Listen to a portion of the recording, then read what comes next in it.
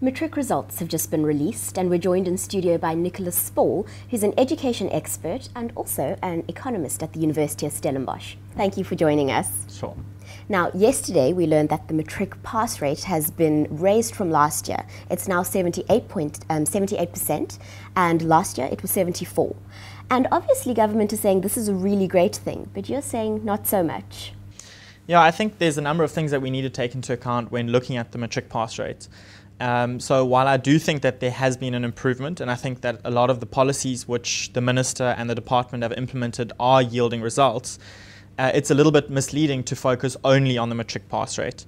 So one of the problems is that we are actually only focusing on the second half of a story.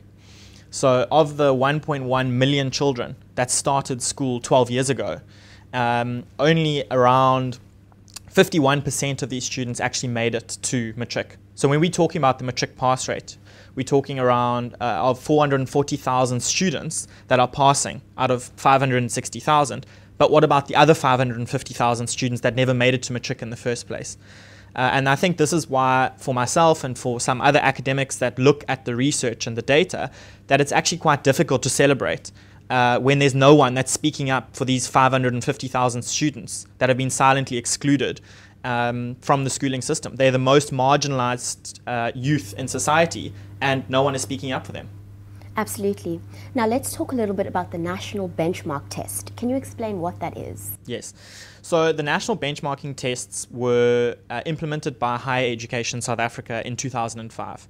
And what they aim to assess is whether or not students are ready for university, ready for doing academic courses at university. How they differ from the NSC, or the National Senior Certificate, the Matric exam, is that that's testing the school curriculum, whereas the NBTs are testing readiness for university. Now, a lot of people are asking, why is it that the NBTs have only been introduced now? So many universities use these tests to determine whether or not students get accepted to programs. The two NBTs that you can write are the math NBT and the analytical and quantitative literacy test. So there's just two tests. They both are 3 hours, multiple choice tests that students have to write if they want to attend certain universities.